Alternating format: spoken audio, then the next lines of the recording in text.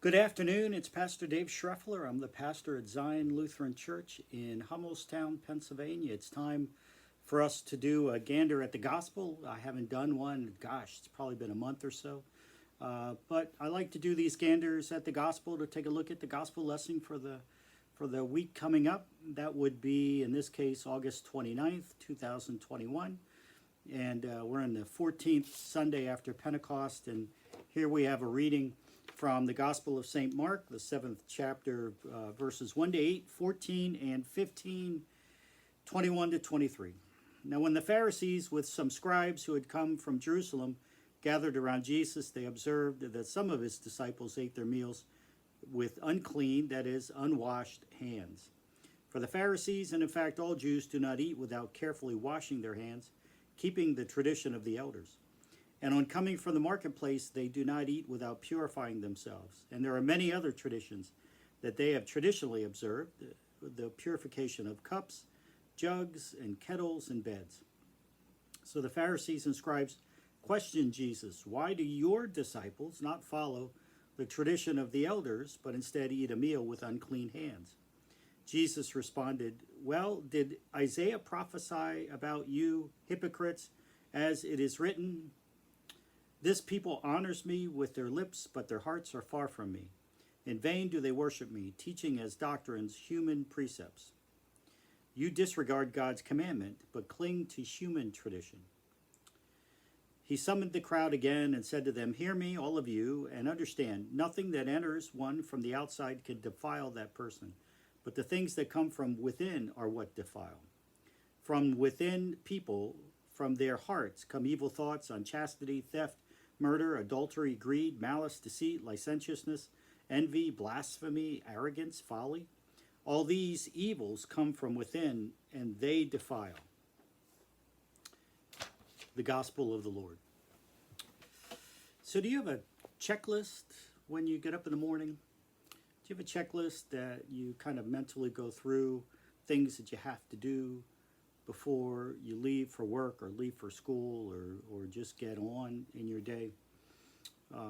My wife and I are teaching our daughter Leah how to drive, and one of the things that we teach, and they teach even in driving school, is that when you get in the car, even when you come out to the car to drive, there should be a checklist. Should be things that you should be thinking about. When you get in the car, check your mirrors, check your seat, check the rear view mirror, right? Your side mirrors. I already said that. Check those things that you need to make sure that they're in their proper place. You can see well. Everything is in its proper place before you start driving. I coach my daughter's soccer team, and before we start practice, we give them a checklist. We give them a list of things that they have to do to warm up, to be prepared, to be ready for practice, that they don't, pull a muscle, hurt themselves in some manner or form, and just get warmed up for practice. The checklist, actually, the prevalence of checklists comes out of the airline industry. Back when there was a plane called Model 299, it was a prototype. It would become the B-17 bomber. And in getting prepared to fly this airplane, they realized that there was going to need to be a checklist so that before they started taking off, to reduce the chance of crashes, they would make a checklist for the pilots. Things like unlock the elevator, turn on the engines, raise or lower the flaps, check the tire pressure, mixture of fuel, all of those things, right? Sounds again like we're driving a car, but this is where the prevalence of the usage of checklists come from. Checklists are used in operating rooms, before they, the anesthesiologist or nurses or, even your dentist, there's a checklist of things. We have these proper things in its proper place. I have the proper tools. I have the proper instruments, right? All of that. It's proven that no matter how smart we think we are, we still make mistakes. And using checklists helps everyone, or it should help us, from making mistakes, from forgetting things, even from saving lives. Now, in the time of Jesus, the Pharisees had their own particular kind of checklist. And that checklist was the rules and commandments that God had given to them, and to not only the Pharisees, not only to the leaders, but for all people to follow the particular laws, statutes, and commands. What had happened over the years is the Pharisees had begun to adopt some of those rules, and they enforced them for the necessity not only for just themselves in their ritual preparation for worship or going to the temple, but they started to insist it for all people. It was a way to show their devotion to God, but over time these practices became part of the tradition, the Pharisees' traditions. We could call them their checklists, were not only implemented by the Pharisees, but the Pharisees expected the people to follow those checklists as well. We can say that as Lutherans, and I'm sure Presbyterians, Disciples of Christ, Methodists, we all have our checklists, our traditions that we follow, and they vary from religion to religion, from church to church. Even in the Lutheran Church, you go into one worship service and you're going to see some traditions, and you're going to go in another Lutheran church and see different traditions. And those traditions, there's no saying one is wrong and one is right.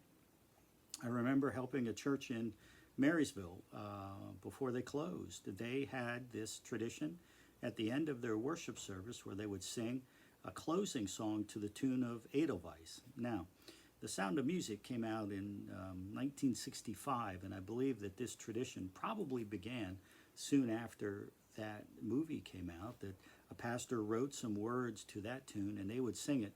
It was a tradition. The problem with traditions is they can get in the way of what is really happening, not only in worship, but in our relationship with God. When we look at our Lutheran checklist for worship, we can say, well, we do things like we light the candles at the beginning of the service, we play a prelude, we do announcements at some point in time. We might sing a hymn when we're allowed to sing. We might sing an opening hymn, read the scriptures. Of course, there was the confession and forgiveness in there somewhere, perhaps, hopefully, at the beginning. Used to be at a different point of the service years ago. You see our traditions, even in how we worship, changes over time. But what that also means is that traditions are not always efficacious, or in other words, they're not always useful for how we view salvation. We can fall victim to traditionalism, and that's the worship of traditions, which is exactly where the Pharisees are in this gospel lesson. Their traditions, and in particular what Jesus was pointing out, this hand washing, was getting in the way of their relationship with God. Going through those motions, going through those traditions might meet the letter of the law, but they were way off from the spirit of the right relationship that Jesus wanted all people to have with God. We could look at it this way. Let's use this example. So when the Pharisees turn to Jesus and say, "Why do your disciples not follow the tradition of the elders, but instead eat a meal with unclean hands," right? Jesus turns to them and say, "Look, you worry more about picking up a splash of water, a ritual hand washing, a tradition that neither cleanses nor sterilizes. You are worrying about this checklist for faithful living. You worry more about that than you do faithful living," right?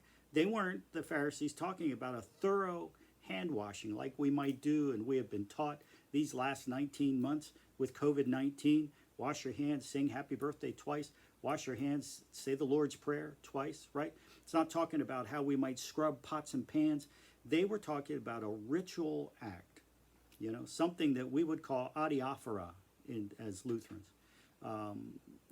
We just view, having lived through these 19 months of COVID-19, we view this whole practice of hand washing very different as Americans than we used to, right? And it's really hard now not to judge others on their hand washing practices, even after all these months, all of these commercials and radio advertisements and signs that you see about washing your hands, you still see some people who don't practice really good hand washing. I'm not going to say traditions, hand washing practices. Yeah, you still have those who don't wash their hands at all. We have those who just do the splash. We have those who just do the dip when they wash their hands, right? But then we also have those who scrub, and you can almost see the wheels spinning in their heads. You know, happy birthday to you. You know, so that they're doing it the proper length of time. And I'm telling you, my friends, we all go to the bathroom. We all touch so many germy or germ-ridden surfaces throughout our lives, throughout our days, in public spaces, even in our private homes. We do not cleanse ourselves, especially our hands, like we should, as often as we should, even though we try. And you might even have somebody in your life who is a serial non-hand washer, and that's fine. But that fact alone doesn't make them a good or bad person. That doesn't make them less or more worthy of God's love. It just makes them more germy than you and me, at least from a hand washing perspective anyway. So you see, checklists and rituals are helpful in life, right? They can't necessarily replace what we've learned, but they do help us to protect ourselves, to protect others. So, but we cannot allow our faith lives to be reduced to just a checklist. What do I mean? Well, you know, we often think about our faith lives, and whether we know it or not, we start to reduce it to a checklist, right? Went to church, check. I prayed before a meal, check. Told my kids I love them, check. And because I have all of these checks on my checklist, my faith checklist, then I'm a good and faithful disciple, right? I've done my checklist, so I'm good with God, right? Well, I'm not so sure. You know, being a good, faithful Christian, being a good, faithful disciple, in my mind, involves two things. It's a very short checklist. Remembering the minimum, praying every day, reading scripture, attending services, right? Thinking about that relationship with God every day, all right? At a minimum, there are some things that we can do. But the second part of that checklist is a faithful life of discipleship, of loving God and loving our neighbor, right? James, if we read James, and I didn't read that, but let me just tell you,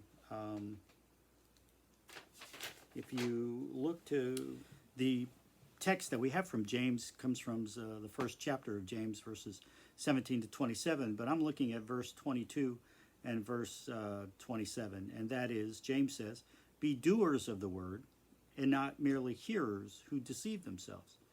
You know, religion that is pure and undefiled before God the Father is this: care for orphans, care for widows in distress, keep oneself unstained by the world, right? There's a good checklist. We can reduce that to two things: love God, love your neighbor. Not just when somebody that you know is having a problem, not just saying, hey, I'm going to pray for you, but actually going and praying with them at that point. Not just sending money to a charity, but finding ways that you can serve those who are in need. Get involved in activities at the church. Find ways in your community that you can help others.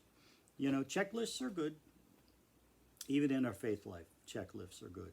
But our faith should not be just reduced to, I'm going to check this off, and check this off. Our faith should be a verb, and that is doing. Like James says, be doers of the word. Care for people, serve people, love people, welcome people, invite people. Those are the verbs that we can get behind in our relationship with God, our relationship with Jesus Christ as we look to serve God and serve others. So, that's my gander at the gospel for this week. I hope it was helpful. Thank you for watching. Remember, your faith is not what church you go to. Your faith is not what version, what translation of the Bible you read, right? Your faith is being a doer of the word, going out every day, finding ways to love God, to serve our neighbors, be someone's thankful today. God bless you.